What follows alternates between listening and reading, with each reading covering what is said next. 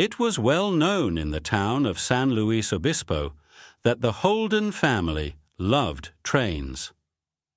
Every afternoon, when they heard the train whistle, they would stop their chores to watch the Daylight Limited thunder along the tracks. Mr. and Mrs. Holden would wave at the engineer. Tuck and Billy would chase the sleek orange engine until they fell down, exhausted. Chief wagged his tail so hard that it looked like his backside was going to fall off. There's something about a train that makes a person feel alive, Mr. Holden would say. One night, Tuck had a dream that he was riding in a train car made of glass. I saw mountains and sky all around me, he told his family. It was like being in a huge moving window. Mr. Holden always listened to his children. I think you've got an idea there, son, he said. Mrs. Holden, who had an artistic flair, drew a picture of Tuck's dream train car. It had a great domed roof made of glass and comfortable chairs where a person could watch the world whiz by. Mr. Holden, who loved to tinker in his workshop, studied his wife's picture. I'm going to build that, he said. Mr. Holden spent many days and nights constructing a perfect model. Tuck helped, asking questions and offering ideas. Let's call it the Tucker, he suggested. That's not fair, said Billy. I want a train car named after me, too. How about the Chief? Said Tuck. Chief wagged his tail heartily. Too late, said Mr. Holden. There already is a train called the Chief. I think we should call it the Dome Car, Mrs. Holden said simply. She had a way of getting to the heart of the matter. When the model of the Dome Car was finished, it was like a real train car in every way. The wheels turned and the doors opened. The windows arched up to the sky, and inside were chairs that swiveled. There was even a cord that the crew could pull to sound whistle signals. 2 short blasts to go forward, 4 short blasts to brake. Tuck and his father proudly showed their invention to the engineer of the Daylight Limited. A train made of glass! The engineer chuckled. He held his sides and laughed so hard, he popped a button off his overalls. Mrs. Fernandez, who worked at the ticket window, didn't laugh. Instead, she showed Tuck and Mr. Holden a poster on the station wall. It said, Visit the Invention of Tomorrow contest, June 26, 1939, at the New York World's Fair. You should take your invention to the World's Fair, she suggested. It's the place for big ideas. The Invention of Tomorrow, said Tuck, his eyes shining with excitement. That's perfect. We'll win the contest, and then everyone will know about our dome car. We'll be famous. This is America. Mrs. Fernandez smiled. Everyone is entitled to dream. The Holdens took a vote. It was 5-0 in favor of entering the contest. This is fine and dandy, went on Mr. Holden, but New York is all the way across the country. How will we pay for the tickets? I'll sell my comic books and catcher's mitt, said Tuck. I'll sell my gold locket, said Billy. I've a few dollars I've been saving for a rainy day, said Mrs. Holden. There was still only enough money to buy 2 tickets. It was agreed that Tuck, Billy, and Chief would stay behind with Cousin Ida. Mr. and Mrs. Holden would ride the Daylight Limited to San Francisco, where they would pick up the overland route to New York. At the station, the family stood silently waiting for the train. From a distance, they heard 4 short blasts of the whistle. They all knew what that meant. The Daylight Limited was putting on the brakes and coming into town. Mr. Holden took Tuck and Billy in his arms. I want you both to remember something, he said. No matter how far away your mother and I are, we'll always be just on the other side of that whistle." Mr. Holden gave his children a long hug. Mrs. Holden blew kisses. Billy and Tuck did not stop waving until the train was out of sight. Cousin Ida arrived that day. She wore sensible shoes and had a rule for everything. She made Brussels sprouts for dinner and put starch in the sheets. She insisted on baths and would not allow whispering after the lights were out. Cousin Ida had no use for fun. When Chief brought her his rubber ball to toss, she locked it in a drawer and said, "Who does he think I am, Babe Ruth?" Tuck checked off each day on the calendar. The Invention of Tomorrow contest was 5 days away.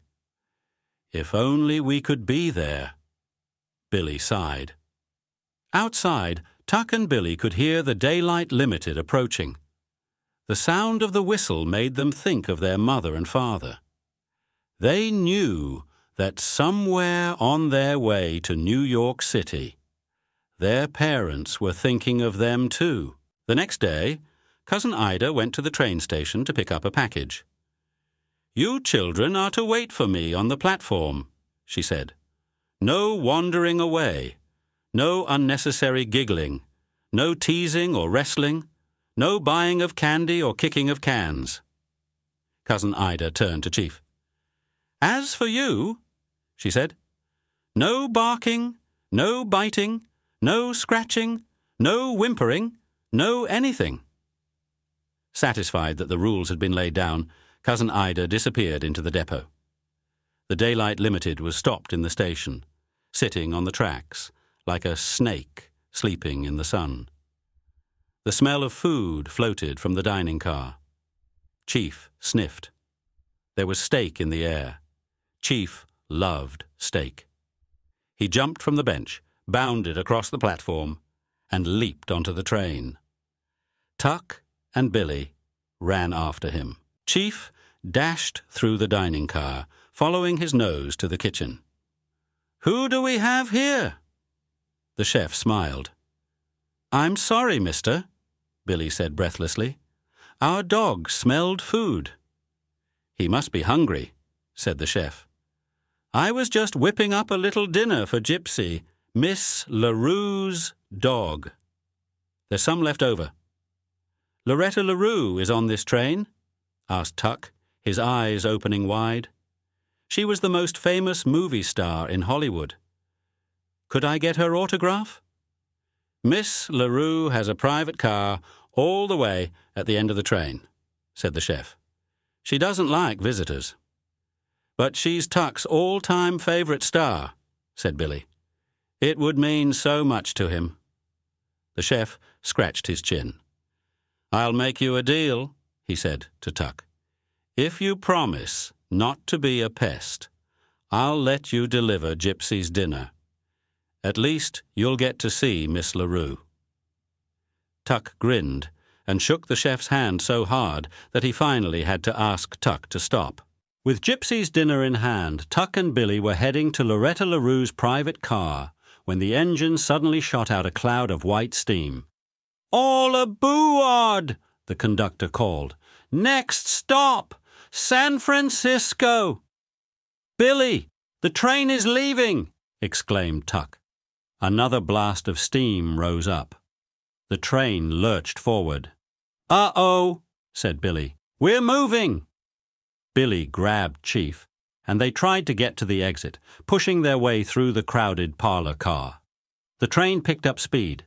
The clickety-clack of the wheels grew louder and faster. Tuck looked out the window. The station was far back in the distance now. Up ahead, he could see the pine-covered mountains that ran along the California coast. "Looks like we're going to San Francisco," Tuck said. Billy giggled. This was definitely against Cousin Ida's rules. Loretta LaRue's name was written in gold letters on the door of her private car. Tuck knocked.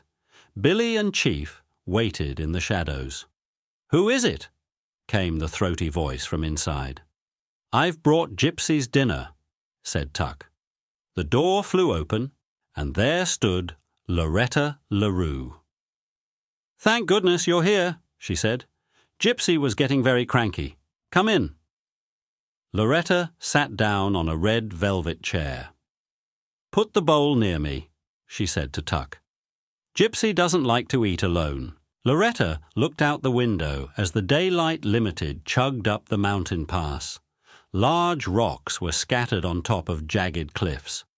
"This view reminds me of when I made Rio Rojo," she said. "Did you see that movie?" "3 times, ma'am," answered Tuck. "You're a good boy." She smiled. Suddenly, Tuck heard a rumbling noise. He looked out the window, and what he saw made his heart pound fast. Several of the rocks had come loose and were tumbling down the mountain, heading right toward them. "Watch out!" Tuck yelled. "It's a rock slide!" Smack! Rocks pounded into their car. Crash! A large rock hit the train just where Loretta's car connected to the one in front. "Oh no!" Tuck moaned. "The coupler has been hit." "What's a coupler?" screamed Loretta. "It's what hooks us up to the rest of the train," said Tuck. "Ours is broken almost in half." "What will become of us?" cried Loretta. Tuck looked at the twisted metal coupler. He had a sinking feeling in the bottom of his stomach. The coupler held for a moment, but it was too damaged to last. It rattled and shook under the strain. "Help!" sobbed Loretta. "We're coming undone." The weakened hook gave way. Loretta's car broke away from the Daylight Limited and began to slide back, picking up speed as it rolled down the steep grade. Billy stared in horror. "My brother's in there!" she screamed. "We have to stop that car." "They have a handbrake inside," said the conductor. "But Miss LaRue doesn't even know it's there." "I'll tell Tuck," said Billy. "They're halfway down the mountain," said the conductor. "He can't hear you." "Yes, he can," said Billy. "Just get me to the whistle." Billy and Chief ran after the conductor. There was no time to lose. Billy knew that Tuck would understand her.